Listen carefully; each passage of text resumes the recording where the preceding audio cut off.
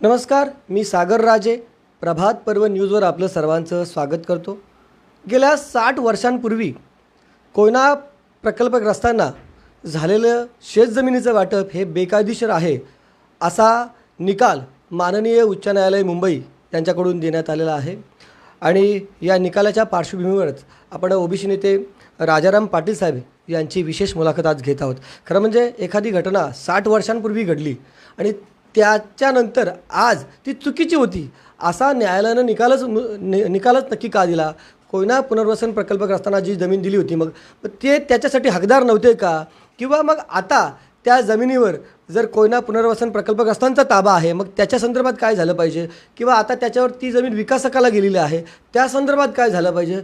किंवा त्या जमिनीवर आता येथील स्थानिक जे आगरी कोळी भूमिपुत्र आहेत त्यांचा जर ताबा असेल तर त्या संदर्भात काय? अशा विविध मुद्द्यांवर आपल्याला आज चर्चा करायचं आहे. पाटील साहेबांना तुम्हाला माहितीच आहे की शेतजमिनीविषयी आणि गावठाण हक्काविषयी ते अतिशय प्रगल्भपणे या संदर्भात विचार मांडत असतात. येथील स्थानिक शेतकऱ्यांच्यासाठी ते सातत्याने रस्त्यावर येत असतात. या सगळ्या निकालाबाबत त्यांचं काय मत आहे, पुढील भूमिका काय असायला पाहिजे याविषयी आपल्याला बोलायचं आहे. पाटील साहेब, स्वागत आहे आपलं प्रभात पर्व न्यूजमध्ये. खरं म्हणजे महाराष्ट्र टाईमची ही बातमी तुम्ही या ठिकाणी समोर ठेवलेली आहे. ती मुद्दा मी त्यांना दाखवायला सांगतो. ही परवाच्या दिवशी महाराष्ट्र टाईम्सला ही बातमी आली होती आणि त्याच्यामध्ये असं सांगितलेलं आहे की जे जमिनीचं वाटप करण्यात आलेलं आहे कोयना पुनर्वसन प्रकल्पग्रस्त असतील किंवा अन्य प्रकल्पांसाठी जे 60 वर्षांपूर्वी खरं म्हणजे वाटप झालेलं आहे ते चुकीचं आहे अशी या ठिकाणी आदेश देण्यात आलेला आहे. तर या संदर्भात तुमची भूमिका नक्की काय ते सांगा मला. नाही, हा विषय अत्यंत महत्त्वाचा विषय आहे आणि या महत्त्वाच्या विषयामध्ये अनेक वेळा मी या कोयना पुनर्वसनाच्या विरोधात बोललेलो आहे. तर बऱ्याच लोकांना असं वाटत होतं की माझी भूमिका ही म्हणजे आगरी कोळी समाजाच्या बाजूनीचीच आहे आणि कोयना प्रकल्पग्रस्तांच्या विरोधातली आहे अशा प्रकारचा गैरसमज होता. परंतु याच्यामध्ये माझी जी भूमिका आहे ती भूमिका आगरी कोळी ओबीसींच्या बाजूची यासाठी आहे की कोकणामध्येच मुळातच जमिनी फार कमी आहेत. म्हणजे सह्याद्रीपासून समुद्र किनारपट्टी 40 किलोमीटरचा भाग आहे. त्याच्यामध्ये डोंगर उतार आहे. त्या जमिनींचं प्रमाण फार कमी आहे. शेतं छोटी आहेत आणि अशी जे शेतकरी आहेत त्यांना जमिनी मुळात ब्राह्मण मराठा खोत सावकारांच्या विरोधात लढून कुळ कायद्याने भेटलेले आहेत आणि ते भूमिहीन लोक होते आणि त्यांच्या जमिनी पुन्हा एकदा जिकडे हजारो एकर जमिनी आहेत म्हणजे पश्चिम महाराष्ट्रात आपल्याला माहीत आहे उदयनराजे भोसले वगैरे जे छत्रपतींचे वारसदार आहेत त्यांच्याकडे 40-40 हजार एकर जमिनी आजही नावावर आहेत. मग त्या जमिनी तिथल्या प्रकल्पग्रस्तांना तिकडे देणं हे नैसर्गिक न्याय होता. आता कोयनेचा परिसर हा घाटावरचा आहे जिकडे सामाजिक आणि राजकीय आणि भौगोलिक परिस्थिती वेगळी आहे. आपल्याकडे समुद्र आहे आणि समुद्रपट्ट्यात आपण लोक राहतो आणि इथल्या लोकांचं राहणीमान जगण्याचा प्रकार वेगळा आहे आणि इथे काय तशा प्रकारची शेती होत नाही जशी कोयनेमध्ये परिसरात होते. मग इकडे जमीन देण्यात काहीच अर्थ नव्हता. हा अन्याय होता. जसं आम्ही शेतच्या जमिनी जात होत्या तेव्हा दत्ता पाटलांनी सांगितलं की नाशिकला घोटला किंवा पुण्याला आम्ही जाऊन राहू शकत नाही कारण का आमचं समुद्र आणि जमीन असं एकत्रच आमचं राहणीमान आहे आणि म्हणून इथल्या ज्या जमिनी वाटप होत्या ह्या निसर्ग न्यायाच्या विरोधात होत्या. आणि दुसरी एक गोष्ट अशी आहे की महाराष्ट्राच्या राज्यकर्त्यांनी ह्या जमिनी देताना अन्याय केलेला आहे. हा गोष्ट सगळ्यांना माहीत होतं पण कोणी बोलायला तयार नव्हतं. म्हणून जमीन मिळण्याचा जो आगरी कोळ्यांचा अधिकार आहे मुळातच हा डॉक्टर बाबासाहेब आंबेडकरांच्या कुळ कायद्यानुसार मिळाला अधिकार आहे आणि मागासवर्गीयांना या देशामध्ये भूमिहीन असलेल्या लोकांना जमिनी मिळायला पाहिजेत हा उद्देश बाबासाहेबांनी पहिल्यांदा मांडला. पण ह्या प्रकारामध्ये कोयना प्रकल्पग्रस्तांमध्ये पुन्हा एकदा जमीनदार लोकांनी महाराष्ट्राच्या ब्राह्मण आणि मराठ्यांनी कोयनेतल्या मराठा लोकांना रायगडमध्ये जमिनी देणं हा सामाजिक शोषणाचा प्रकार आहे. साधा विषय नाही. ही आमची फसवणूक आहे हे मी अनेक वेळा बोललेलो आहे. आणि यामध्ये आत्ता असं लक्षात आलं न्यायालयाचं की न्यायालयावर सगळ्यांचा विश्वास असतो पण न्यायालयाच्या नजरेमध्ये असा कुठला कायदाच नव्हता. तो नजरेत आणून न दिल्यामुळे हे बेकायदेशीर प्रकरण न्यायालयाच्या आदेशानेच झाले. म्हणजे या ठिकाणी पाटील साहेबांना इथं सांगायचं आहे की खरं म्हणजे त्या प्रकल्पग्रस्तांना अनेक लोकांना जमिनी मिळाल्या परंतु बऱ्याच लोकांना त्या जमिनी मिळाल्या नव्हत्या म्हणजे तिथल्या कोयना पुनर्वसन प्रकल्पग्रस्तांना आणि त्या जमिनी अजून मिळत नाही म्हणून त्या संदर्भात कोर्टात याचिका दाखल केली होती. कोर्टाने निर्णय दिला की त्यांना जमिनी दिल्या गेल्या पाहिजेत. कोणाला? कोयना पुनर्वसन प्रकल्पग्रस्तांना. म्हणजे फक्त कोयना पुनर्वसन नाही अन्य जे सार्वजनिक प्रकल्प असतील ते देखील. परंतु त्या जमिनी त्यांना वाटप करण्यात यावा असा जेव्हा आदेश दिला न्यायालयाने आणि तो आदेश देऊन देखील त्या शेतकऱ्यांना जमिनी मिळाल्या नाही मग त्यांनी कोर्टाचा अवमान झाला म्हणून याचिका परत एकदा दाखल केल्या आणि त्या खूप मोठ्या प्रमाणात याचिका दाखल केल्या आणि त्यानंतर न्यायालयाच्या लक्षात आलं की इथे कुठेतरी घोटाळा झालेला आहे. साहेब बरोबर बोलतो तुम्हाला? हो. नाही का? म्हणजे न्यायालयाच्या आदेशाच्या विरोधात न्यायालयाचा आदेश. हो, म्हणजे न्यायालय सुद्धा चुकू शकतं. न्यायालयात बाजू मांडणारे वकील जोपर्यंत त्या शेतकऱ्यांची बाजू जे संविधानातले मूळ कायदे आहेत त्या धरून वापरत नाहीत, देत नाहीत, तोपर्यंत न्यायालय सुद्धा अंधपणे निर्णय देऊ शकतं. ह्या खटल्यामध्ये झालेला आहे. आणि म्हणून या देशातला न्याय आहे की या देशामध्ये रायगड जिल्ह्यातल्या आगरी कोळ्यांनी बाबासाहेबांना घेऊन जो कायदा केला, कसेल त्याची जमीन राहील त्याचं घर, तो इथल्या भूमिहीन लोकांना जमीन देण्याचा विषय होता.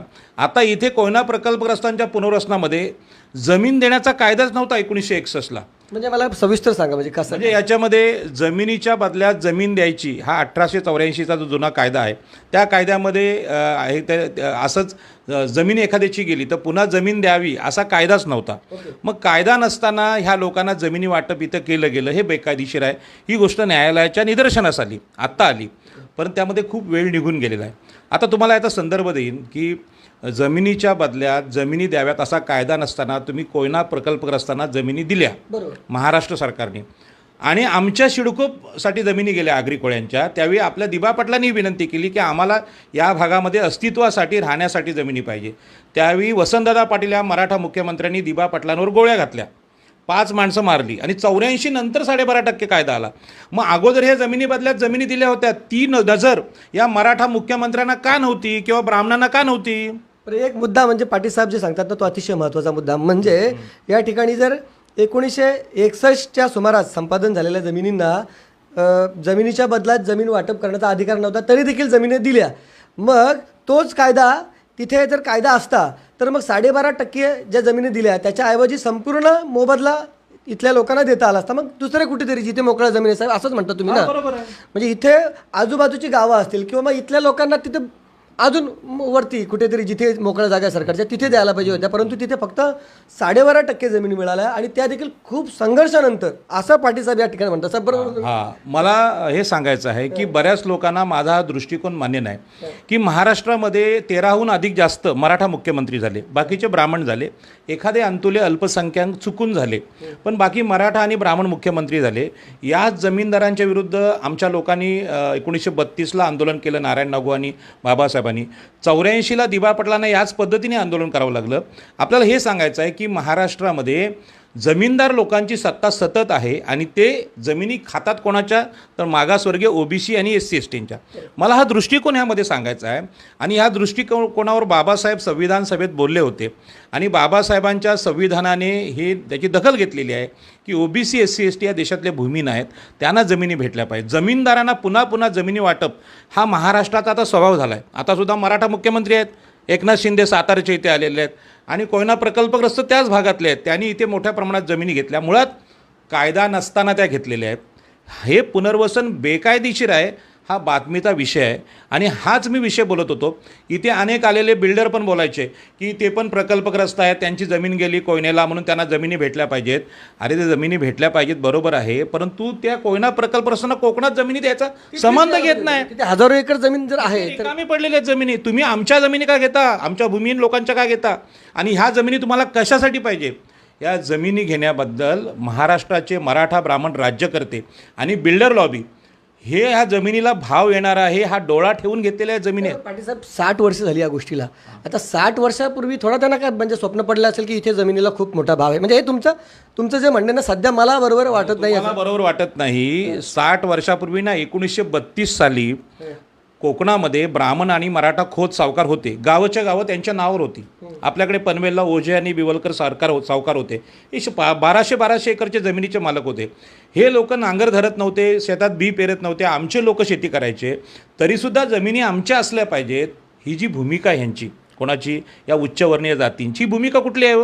ही भूमिका ही आहे, मला काय बोलायचं तुमचं यामध्ये ही भूमिका आहे की मागासवर्गीयांनी सतत आमच्या शेतामध्ये कसाय म्हणजे गुलामासारखं जगावं आणि आम्ही राज्य करू, ही जी मानसिकता आहे. आता बघा 70,000 कोटी रुपयांचा घोटाळा अजित पवारांनी केला आहे. 70,000 कोटी लागतात कशाला? 2 चपात्या माणूस खातो.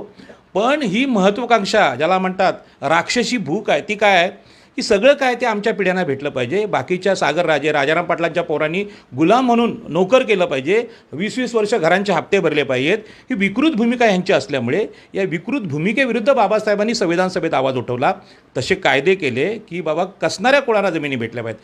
यामध्ये हे जे कोयना प्रकल्पग्रस्त आहेत यांचा कोकणाचा काडीचा संबंध नाही. इथे ते जगू शकत नाही एवढ्या पावसात. इथे कुठलीही शेती होत नाही तशा प्रकारची. भात शेती होते, ते भातामध्ये एवढं पुराचं पाणी येतं की ते भात जगणं अवघड असतं. भात आणि मासे एकत्र आपण हे करतो. मग ही जी सामाजिक परिस्थिती आहे ह्याच्यामध्ये जमिनी वाटप करताना त्यांनी शेती करावी, उत्पन्न घ्यावं असा उद्देश नाही. फक्त इथल्या जमिनी द्यायच्या सिडको क्षेत्रात. कारण 70ला सिडको आली. सिडको आणणारे लोक पण मराठा मुख्यमंत्रीच आहेत. हे जे दृष्टिकोन आहे यांचा सरकारचा, हा इथे तुम्ही सिडको प्रकल्प इथे पुण्याला का नाही करत हो? तुम्हाला असं म्हणायचं की या भागात त्यांना माहीत होते की सिडको बसते, MIDC आहे आणि त्या भागातल्या जमिनींना भाव असणार आहे भविष्यात, म्हणून त्या जमिनी इथे MIDC राबवली ओबीसींच्या पट्ट्यात, आगरी कोड्यांच्या. सिडको राबवली इथेच, सगळे प्रकल्प इथेच, इथल्या जमिनीवर. म्हणजे पुन्हा एकदा भूमीन बाबासाहेबांच्या कुळ कायद्यानंतर पुन्हा भूमीन करण्याचा प्रकार महाराष्ट्राच्या राज्यकर्त्यांनी केला आहे. हे देशातलं शोषण आहे.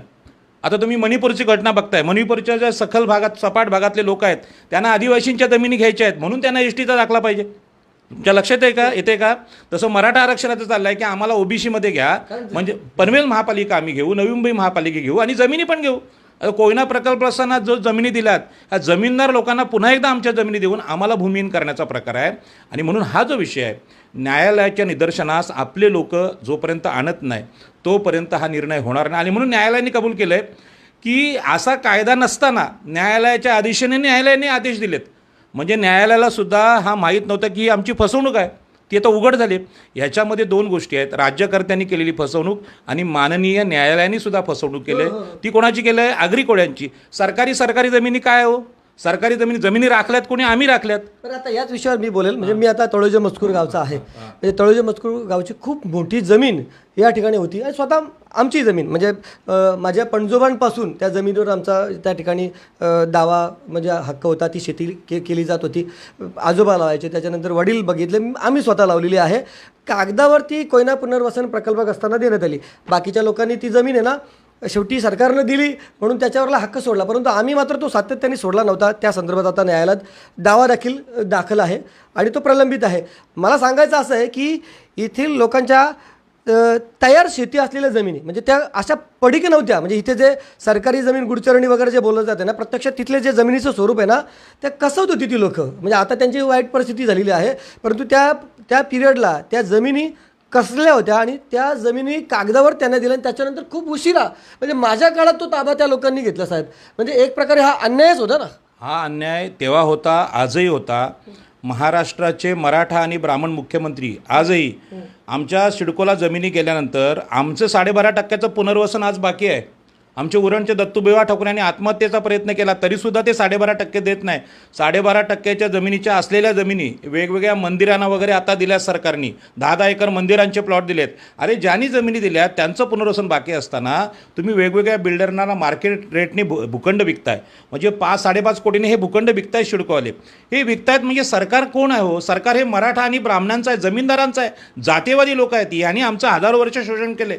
हे शोषण इथल्या आगरी कोळ्यांना समजत नाही. आणि म्हणून दिबा पाटलांवर गोळ्या घालणारे वसंतदादा पाटील जोपर्यंत त्यांना समजत नाहीत, जमीनदार वसंतदादा पाटील समजत नाही, त्यामुळेच कोयना प्रकल्पग्रस्तांचा प्रश्नसुद्धा लोकांना कळत नाही. आणि म्हणून आज माझं म्हणणं आहे, कोयना प्रकल्पग्रस्तांचं पुनर्वसन हे बेकायदेशीर आहे. 1961 साली पर्यायी जमिनीबाबत पुनर्वसन कायदेच अस्तित्वात नव्हते. मग ह्या मुख्यमंत्र्यांनी, मराठा जिल्हाधिकाऱ्यांनी, मराठा तहसीलदारांनी यांना जमिनी बेकायदेशीर दिलेल्या आहेत. यांच्यावर सगळ्यांवर कारवाई करायला सरकार तयार आहे का? हे सगळे चोर आहेत. आणि सगळ्यात मोठे चोर आता जे बिल्डर इथल्या कोयना प्रकल्पग्रस्तांच्या जागा मोठ्या भावाने खरेदी करतात, हे सगळ्यात मोठे चोर आहेत. पण पाटील एक गोष्ट आता मला बोलायची, म्हणजे त्याच मुद्द्यावर येतो मी. 60 वर्षापूर्वीचं ते जमीन वाटप, त्यानंतर तिथल्या कोयना म्हणजे कोयना प्रकल्पग्रस्तांनी त्या किती लावल्या माहीत नाही. त्याच्यानंतर त्या जमिनी घेतल्या तिथल्या खाजगी विकासकांनी तिथे घेतल्या. बऱ्यापैकी काही ठिकाणी डेव्हलप देखील केल्या. आता त्या डेव्हलप केल्यानंतर तिथे फ्लॅट ओनर असले, म्हणजे आता ते तिथे फ्लॅट धारक आले. पण त्या सरकारला जमिनी परत मिळणार कशा? म्हणजे न्यायालयाचा आदेश काय? त्या जमिनी ना परत करा, हा सगळ्यात महत्वाचा मुद्दा आहे की तेच ह्या न्यायालयाचा आदेश आहे ना. पुन्हा एकदा मी तुमच्या लक्षात आणतो, न्यायालयाला खरा जो मालक आहे तो कोर्टात समोर येत नाही. तोपर्यंत सरकार आपल्या महाराष्ट्र सरकारचं म्हणजे स्वातंत्र्यानंतरचं आत्ताचं 74 वर्षाचं विश्लेषण केलं तर महाराष्ट्रातलं सरकार म्हणजे ब्राह्मण मराठ्यांनी केलेली लूट आहे ओबीसी SC STंची. जमिनींची तर केलीच, म्हणजे अजितदादांचं पुन्हा एकदा सांगतो, त्यांनी पाण्याची लूट केली. जमीन, पाणी, जंगल यांची लूटमार मराठा ब्राह्मण मुख्यमंत्र्यांनी केलेली आहे. आणि आता सरकार म्हणत असेल, म्हणजे न्यायालय म्हणत असेल ते पुन्हा सरकारला द्याव्या. तर सरकार म्हणजे हेच आहेत ना, हे जमीनदार जातीयवादी लोक आहेत. परत ते माझ्या मागे. आणि म्हणून सांगतो सागरराजे, आपल्याला विनंती आहे की आतापर्यंत आपण फक्त बातम्या करायचो, आपण इथल्या वकिलांवर विसंबन होतो, परंतु बाबासाहेब आंबेडकरांचा सामाजिक न्यायाचा दृष्टिकोन इथल्या वकिलांना माहीतच नाही. यांना एकच माहीत आहे, वाडीबावच्या केस घ्यायच्या जमिनींच्या 30% फी घेतलेली आहे. 1 कोटीतले 30 लाख वकिलांनी घेतलेत. अरे मूर्खांनो, ह्या गोष्टी तुम्हाला का नाही कळल्या? मग तुम्हाला पैसे मिळतात तेवढंच काम करताय. आता असा प्रश्न आहे, आता सामान्य माणसांनी न्यायालयात गेलं पाहिजे आणि सांगितलं पाहिजे की सगळ्या जमिनी आम्ही सिडकोसाठी दिल्या, आता नैनासाठी चाललेल्या आहेत, नेव्हीसाठी दिल्या, ONGCसाठी दिल्या, ONGCसाठी दिल्या, नंतर नेव्हीसाठी आणि बाकीच्या सगळ्यांसाठी दिल्या. आता ज्या आमची गावं राहिली होती ती गावं अधिकृत करण्याचा प्रश्न आहे. तर हे जे मुख्यमंत्री आहेत, कोण, एकनाथ शिंदे सातारचे मराठा, ते काय सांगतात की नाही तुम्हाला भाड्याने देऊ आम्ही. म्हणजे आम्ही जिथे हजारो वर्ष राहत आहोत ते गावंसुद्धा तुम्ही देत नाहीत. आणि कोयना प्रकल्पग्रस्तांना तुमच्या पश्चिम महाराष्ट्रातून इथून आणून सरकारी जमिनी याचा संबंध काय? आणि म्हणून आज प्रश्न असा आहे की आता जिथे पोझिशनमध्ये आमच्या आगरी कोळी आहेत, मग ते जमिनीमध्ये असतील, शेतजमिनीमध्ये असतील किंवा कोयना प्रकल्पग्रस्तांच्या जागेत घरावर असतील, त्यांना माझं सांगणं आहे की 2012चा सुप्रीम कोर्टाचा निकाल आहे, त्यामध्ये असं स्पष्ट म्हटलं आहे की OBC SC ST हे मुळात भूमिहीन लोक आहेत देशामध्ये, त्यांच्या वाट्याला जमीनच नाही. त्यांचं जर पोझिशन तिथे असेल किंवा ते कसत असतील तर त्या जमिनी शासनाने घेऊ नयेत असं म्हणणं आहे. पण हा सुप्रीम कोर्टाचा निकाल आपल्याला न्यायालयाला सादर करावा लागेल, कारण इथे मागासवर्गीयांना जमीन देण्याचा स्वभाव हा मुख्यमंत्री, उपमुख्यमंत्री, महसूल मंत्र्यांचा पण नाही, जिल्हाधिकारी मराठा जातीचे आहेत त्यांचा पण नाही, तहसीलदाराचा पण नाही आणि तलाठ्यांचा पण नाही. समाज, तुमचं पत्रकार, तुमचं शासन, पोलीस हे सगळेजण जमीनदारांना जमिनी देण्यामध्ये इंटरेस्ट आहेत. त्यांना मागासवर्गीयांना जमीन वाटपामध्ये इंटरेस्ट नाही. अशावेळी जमिनींचा ताबा तुमच्याकडे असेल तर तुम्ही उद्या आम्हाला फोन करा. आम्ही जी कोर्टात चाललो आहे त्यामध्ये याचिकेमध्ये आम्ही दाखल करतो आहे की मागासवर्गीय OBC SC ST अल्पसंख्याक असतील, मुस्लिम असतील, ख्रिश्चन असतील किंवा आदिवासी असतील. आज इथली घटना आपण पाहिली, कुठली, इर्शालवाडी ना, इर्शालवाडीची, की आदिवासींना माहीत होता हा धोका आहे म्हणून ते मोकळ्या जागेत झोपड्या बांधत होते, पण फॉरेस्टने त्यांना अधिकार नाकारला. मग फॉरेस्टमध्ये एवढे जागे आहेत, महसूल विभाग एवढे जागे, ही जी चोरी आहे ह्याच्याबद्दल तुमचं काय मत आहे? वनविभागाचं काय म्हणणं आहे? ह्या जमिनी त्यांना दिल्या कशा? आणि इथल्या आमची लोक जिथे कसतात त्यांची घरं तोडता, आदिवासींना तुम्ही त्रास देता. याचाच अर्थ प्रशासनाचा आणि राजकारणाचा हेतू हा मागासवर्गीयांना जमीन, जंगल, पाणी हा नाकारणारा स्वभाव आहे. आणि अशामध्ये समोरचे जर लोक आपले शासन, महाराष्ट्र शासन जर आमचं शत्रू आहे, हा अनुभव आहे, डोकं फुटलं, आपलं पाय गुडघे फुटलेत, सगळं फोडलेलं आहे, आणि तरी पण शहाणपण जर आगरी कोणाला येत नसेल तर आज न्यायालयात सुद्धा आपण पार्टी होऊन सांगणं गरजेचं आहे की आमच्या सगळ्या जमिनी गेल्यात, आम्हाला आता आमची नैसर्गिक लोकसंख्या गावात वाढते, त्याला शेजारी जमिनीत नाही आणि सरकारी जमीन घ्यावी हे गावठाण हक्क कायदा सांगतो. मग गावठाण हक्क कायदा मुख्यमंत्री नवी मुंबईत राबवायला तयार नाही. यामध्ये एकनाथ शिंदे यांचा दृष्टिकोन, फडणवीसांचा दृष्टिकोन हा मुळात हजारो वर्ष मनुस्मृतीचा दृष्टिकोन, ब्राह्मण आणि क्षत्रियांचा दृष्टिकोन आहे. आणि हे जे शत्रू आमचे आहेत, जमिनीबाबतचे शत्रू आहेत, यांच्यापासून शहाणं व्हायचं असेल तर ह्या जमिनीचा ताबा आपण सोडू नये. असेल तिथे उद्यापासून कंपाऊंड घाला, तिथे घर बांधा आणि ते ताबा तुम्हाला कसा मिळवून द्यायचा हे काम आमचं, आणि हे करायला आम्ही तयार आहोत. पाटील साहेब, आता म्हणजे एक गोष्ट विचारायची, इथे न्यायालय काय सांगतो, संबंधित शेतजमिनी पुन्हा ताब्यात घेण्याच्याही सूचना. आता एकीकडे तुम्ही सांगतात की ते शासनानं परत घ्याव्या, असा जर न्यायालयाचा आदेश आहे तर ह्या जमिनी 60 वर्षांपूर्वी वाटप झालेल्या जमिनी इथल्या आगरी कोळ्यांना कशा मिळतील आणि कुठल्या कायद्याने मिळतील? परत त्यांची फसवणूक झाली नाही पाहिजे. आगरी कोळ्यांना कुठल्या कायद्याने भेटतील? आता प्रश्न आहे की गावठाणातली जी घरं आहेत ती गावठाण हक्क कायद्याने आणि पजेशनचा जो कायदा आहे, 12 वर्षापेक्षा किंवा 30 वर्षापेक्षा तुम्ही जमिनीमध्ये पजेशनमध्ये असाल तर ॲडव्हर्स पजेशननी तुम्ही मालक होता, हा एक कायदा. गावठाणाच्या नैसर्गिक लोकसंख्या वाढीचा जो कायदा आहे तो दुसरा कायदा आहे, 1967चा तो कायदा आहे, तो आपल्याला जमिनी भेटाव्या. तिसरा कायदा आहे की सुप्रीम कोर्टाने 2012ला एक निकाल दिला की गुरुचरण जागा असतील, सरकारी जागा असतील, यामध्ये जर OBC SC ST म्हणजे मूळचे भूमिहीन लोक असतील तर भूमिहीनांना जमिनी भेटल्या पाहिजे, हा सुप्रीम कोर्टाचा गर्भितार्थ आहे. म्हणजे सुप्रीम म्हणजे संविधान सांगतं की या देशात जे भूमिहीन राहिले आहेत हजारो वर्षापासून त्यांना जमिनी भेटल्या पाहिजेत हे संविधान सांगतं. संविधानाचा हा दृष्टिकोन म्हणजे वकील मित्रांनी मला क्षमा करावी की तुम्ही फक्त जामिनकीचे 500 रुपये आणि 1000 रुपये कमवणारी वकिली मी सांगत नाही. मी वकिली सांगतो या देशामध्ये ज्या अल्पसंख्याकांना ज्या मागासवर्गीयांना न्याय नाकारला आहे, मनुस्मृतीने नाकारला आहे, त्याचा न्याय करण्यासाठी आगरी कोळ्यांना आता अस्तित्वासाठी जमिनींची गरज आहे. शेती गेली, शेती संपली. आता जे काय जमिनी आहेत ते त्यांची घरं, गावठाणं, शाळा बिळा काही नाही. अवस्था अशी वाटते टॉवरवर एखाद्या शिडकोच्या उभे राहिलेत तर आदिवासींपेक्षा बिकट अवस्था कोणाची आहे? आगरी कोळ्यांची अवस्था बिकट आहे. पण ते मान्य करत नाही फक्त हा प्रॉब्लेम आहे. मान्य करत नाही म्हणजे कसं आपण स्वतःची जी लायकी आहे ना ती जगाच्या नजरेतून पाहावी. स्वतःच गर्व करायचा आम्ही कोणीतरी शेट आहोत, ब्रेसलेट घालायचे नाही, दागिने घालायचे आणि गाड्या फिरवायच्या. अरे 3 कोटीची गाडी वापरता लाज नाही वाटत तुम्हाला? बोनकोडे गावात गाडी जाते का बघा आतमध्ये?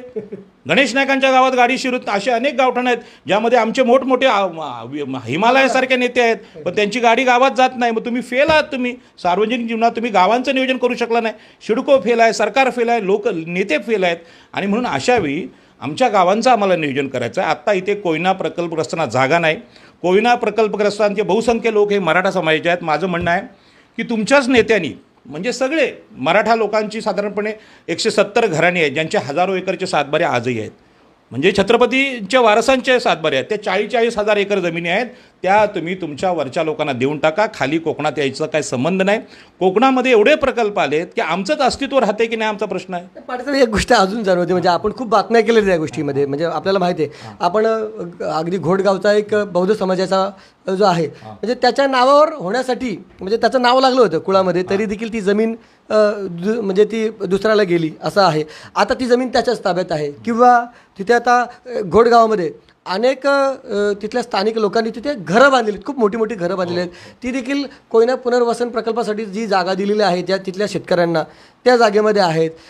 खरं म्हणजे झालं काय की अजून देखील जागा बऱ्याच लोकांना मिळायची होती म्हणून आता नव्यानं जे तिकडे कुठेतरी आहेत सातारला म्हणजे इथल्या जे कोयना प्रकल्प असताना जागा मिळाली असते तो भाग वेगळा. जे कुठेतरी सातारला आहेत त्यांना मिळालं नाही त्यासाठी इथे धडपड चालू आहे बिल्डर लॉबीकडनं असं बोललं जातं. आता या सगळ्या प्रकारामध्ये ती जमीन कुणाची? आता म्हणजे घोटची जमीन तिथल्या बौद्ध समाजाच्या त्या माणसाची झाली पाहिजे किंवा तिथे ते बांधलेली घरं आहेत त्या घोटच्या आमच्या बांधवांनी ती त्यांना मिळाली पाहिजे की ते नक्की काय म्हणायचं तुम्हाला? काय माहिती आहे का या जमिनीं पाठीमागचा दृष्टिकोन असा आहे की सध्या रायगड जिल्ह्यात खरं म्हणजे भात शेती हा तुटीचा विषय आहे. म्हणजे फायद्याचा विषय नाही. मग ह्या जमिनी घेण्यामागं खरोखर कोयनेतल्या शेतकऱ्यांना इंटरेस्ट आहे का? नाही. त्यांना त्या जमिनी बिल्डरांना विकायच्या आहेत. प्रचंड नफ्यात फायदा होतोय बिल्डरांचा. म्हणून जे बिल्डर आज रायगड जिल्ह्यात ह्या जमिनी खरेदीमध्ये गुंतलेले आहेत यांच्यावर ईडी चौकशी लावून यांना ताबडतोब तुरुंगात टाकले पाहिजे. खरे आरोपी आहेत. कोयना प्रकल्पग्रस्त मग प्रामाणिक आहेत, त्यांना पैसे पाहिजेत. पण ते पैसे घेण्यासाठी महागड्या जमिनी कवडीमोल भावाने तुम्ही देताय. 20-20 लाखांनी व्यवहार झालेत. आज 50 लाख रुपये गुंठा आहे पनवेलला आणि 20 लाखांनी एकरमध्ये त्या कोयना प्रकल्पासून जमिनी विकल्यात. आणि जे बिल्डर कोणी मोठे झालेत तिकडे घोटमध्ये भतीजा बिल्डर आहे, इकडे लोढा आहे, अनेक नावं आहेत ती आता मी सांगत नाहीत कारण का नावं टाकली की लगेच 500 कोटीचा गुन्हा माझ्यावर टाकतात. आता 5 कोटी आपण कुठून आणणार? पण आमच्यावर 5 कोटीचा गुन्हा जेव्हा बिल्डर लावतो तेव्हा लोढावर हजारो केस आत्ता आहेत प्रलंबित. कल्याण कोर्टामध्ये आत्ताच आपण केसला जाऊन आलो. किती माणसं भेटली की एवढ्या केसेस प्रलंबित आहेत. म्हणजे न्यायालय मॅनेज झालेली आहेत असं बोलू नये. न्यायालयाचा तो अपमान ठरेल. नाही परंतु इलाज नाही की न्याय व्यवस्थेने कबूल केला आज की असा कायदाच नसताना आम्ही पण आदेश दिलेत. म्हणजे न्यायदेवता चुकली हे म्हणजे हा महाराष्ट्र टाइम्स कबूल करतोय. आणि म्हणून माझी विनंती आहे की जे कोणी बौद्ध समाजाचे लोक आहेत त्यांना सांगतोय की तुम्ही डॉक्टर बाबासाहेब आंबेडकर अभ्यासा. बाबासाहेब आंबेडकरांनी क्रांती प्रतिक्रांती नावाचं पुस्तक लिहिलं. त्यांनी सांगितलं या देशामध्ये परके लोक आपले शत्रू नाहीत, इंग्रज पोर्तुगीज नाहीत. या देशातले ब्राह्मण क्षत्रिय वैश्य हे तुमचे शत्रू आहेत, हे तुमचं शोषण करतायत. आणि आज पुन्हा सांगतो खरं म्हणजे मी काय शरद पवार किंवा अजित पवारांचा शत्रू नाही, पण 70,000 कोटीहून पण उपमुख्यमंत्री बक्षीस मिळत असेल तर सामान्य भुरट्या चोराला पण आता कळेल की बाबा चोरी केल्यानंतर सरकार बक्षीस देते. आणि म्हणून आमच्या सहनशीलते पलीकडे हा विषय झालेला आहे. आणि जे आम्ही सज्जन आहोत कधी चोरी करत बिल्डर लोक पैसे घेऊन येतात, आम्ही पैसे घेत नाहीत.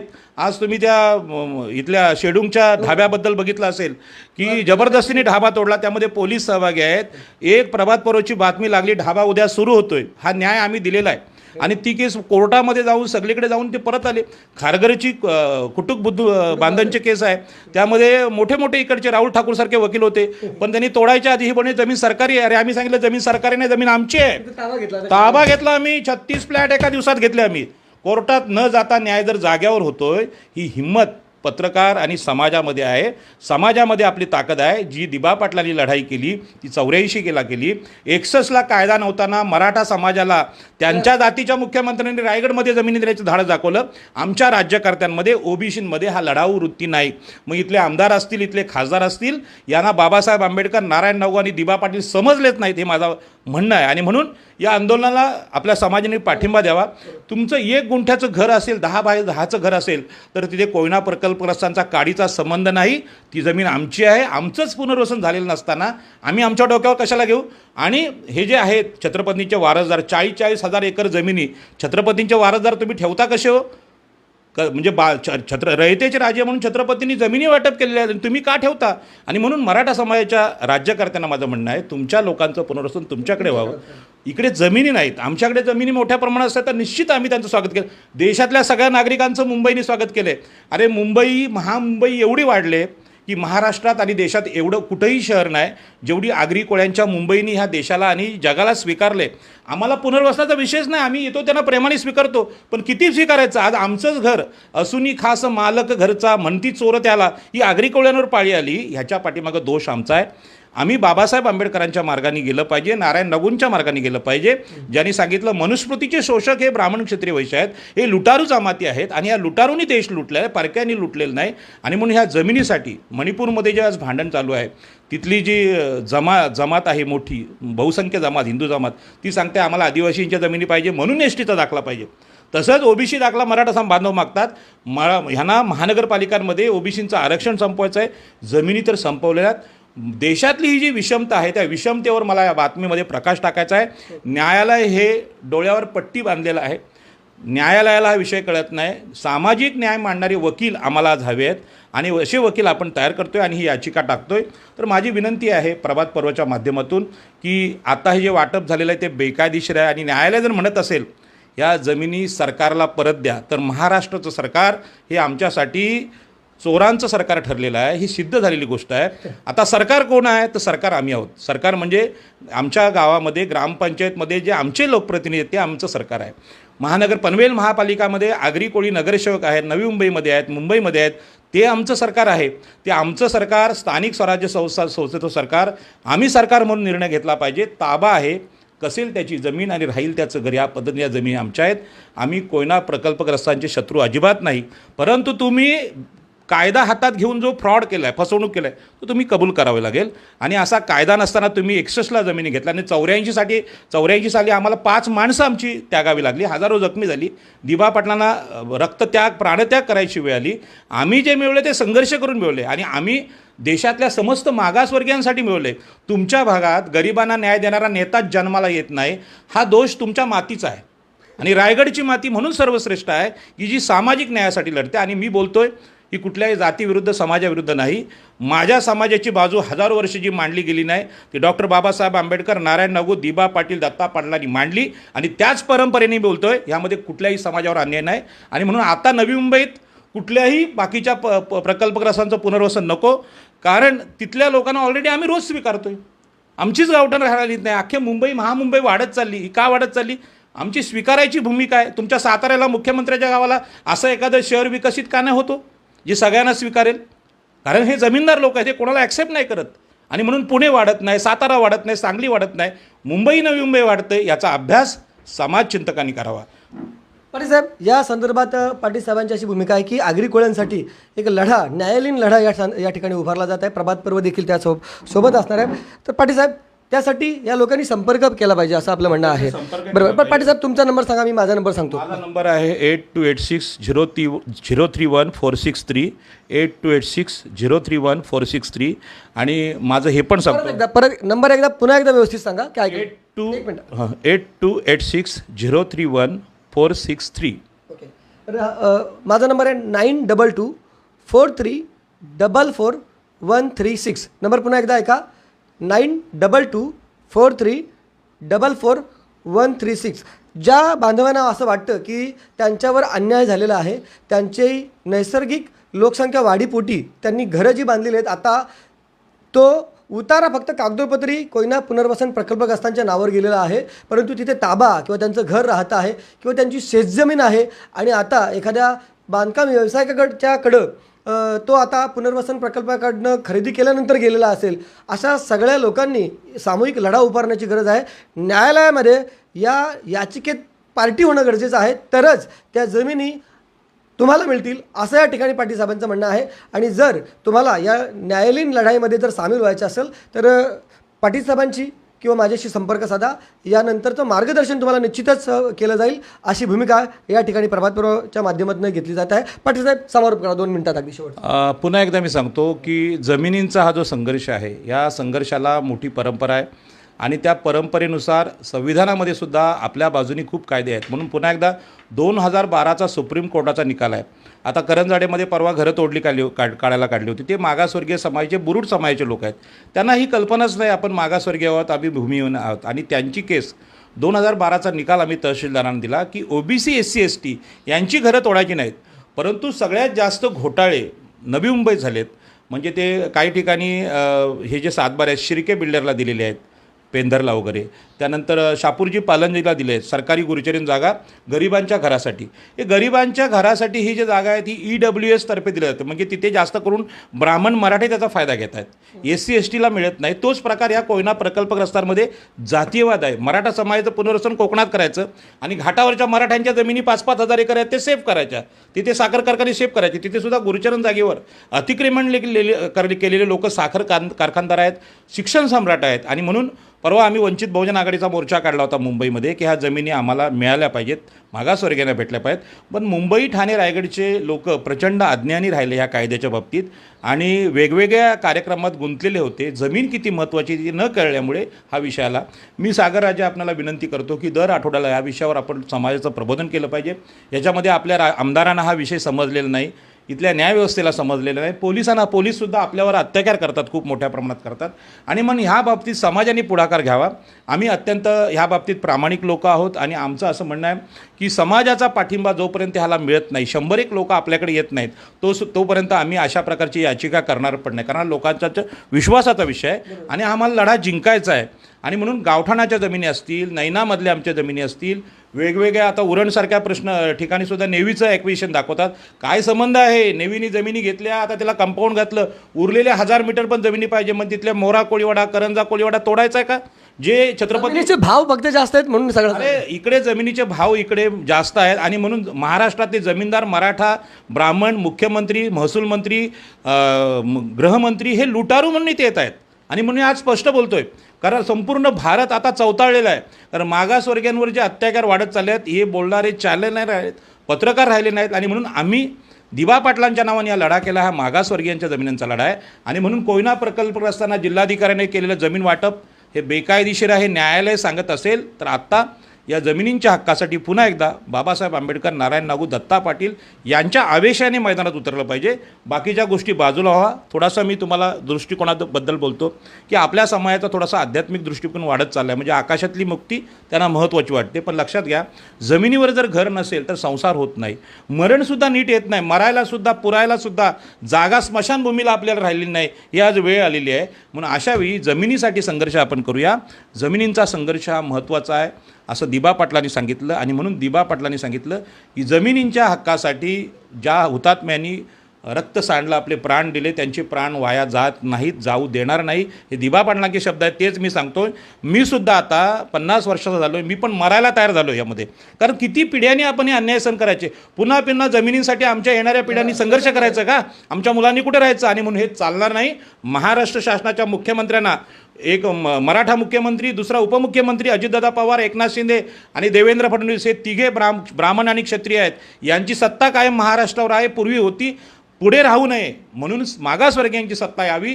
जमिनींच्या संघर्षानिमित्तानं आपण समस्त मागासवर्गीय या देशात पुढे येऊया आणि लढूया. जमीन, पाणी, जंगल हा आमचा अधिकार आहे. आज आदिवासींना तो जंगलाचा अधिकार नाकारला म्हणून ते मातीखाली काढले गेले. आज मदत करायला सगळे धावतात, पण तुम्ही घोडचूक केले, शासनाने घोडचूक केले, हे तुम्हाला कळत नाही का? गावठाणांचं नियोजन तुम्हाला जमत नाही का? आज ह्या पाण्यामध्ये बुडणार आहेत आमचे कोळीवाडे. आमच्या कोळीवाड्यांची पण अवस्था बिकट आहे. कुठलं नियोजन नाही, गावठाणांचं नियोजन नाही. विमानतळामध्ये अजून बातमी यायची डुंगी तिथे आहे, डुंगी पारगाव सगळे पुटर आहेत. मग सिडकोच्या नियोजनकारांना हे कळत का नाही? एकनाथ शिंदे प्लॉट वाटप विकत कसले बसलेत. आणि म्हणून आता एकेरी भाषा बोलायची वेळ आली आहे आणि ही जीव घेणी लढाई आहे. मी 50 वर्ष आयुष्य बघितलेलं आहे. मी अत्यंत सुखाने जगलो आहे. सगळ्यांचं प्रेम मला भेटलं आहे. पण आता आपल्या समाजाच्या हक्कासाठी ज्या पद्धतीने डॉक्टर बाबासाहेब आंबेडकरांनी जगून दाखवलं, दिबांनी जगून दाखवलं, दत्ता पाटलांनी जगून दाखवलं, नारायण नागूंनी जगून दाखवलं, तसं समाजाने जगण्याची वेळ आली आहे. म्हणून पुन्हा एकदा नम्र विनंती आहे की बाबांनो, आईवडिलांनी भेटलेल्या घरात तुम्ही आज राहताय, पण मुलांना राहता येणार नाही. 20 वर्षात नाही राहता येणार. आणि म्हणून त्यांच्यासाठी तुम्ही त्यांना जन्म दिला आहे. तर पक्षी जसे आपल्या अंडी घालण्यापूर्वी घरटी बनवतात पिलांसाठी, तसं तुम्ही उद्याचं घरटं बांधा. नाहीतर पक्ष्यांपेक्षा कृतज्ञ आईवडील म्हणून तुमची जग नोंद घेईल. धन्यवाद. एवढंच मी बोलू शकतो. तर पाटील साहेबांनी अतिशय परखडपणे आपली मतं या ठिकाणी मांडलेली आहेत. जमीन हक्कासाठी आता ही शेवटची लढाई आहे. यानंतर कदाचित जमिनीच शिल्लक राहणार नाही. तर आता या भूमिपुत्रांनी आगरी कोल्ह्यांनी जागं झालं पाहिजे. कुठल्याही नेत्यावर विसंबून राहून ती तुम्हाला जमीन मिळणार नाही. त्यासाठी तुम्हाला रस्त्यावरची आणि न्यायालयीन लढाई या ठिकाणी लढायला लागणार आहे. अशी ठाम भूमिका या ठिकाणी घ्यायला लागेल, तरच आपल्याला नाही मिळेल. असा समारोप त्यांनी केलेला आहे. तुम्हाला काय वाटतं त्याविषयीची तुमची प्रतिक्रिया अवश्य नोंदवा. व्हिडिओ जर्नलिस्ट यासिन खानसह सागर राजे, प्रभात पर्व न्यूज करता तळोजा. धन्यवाद.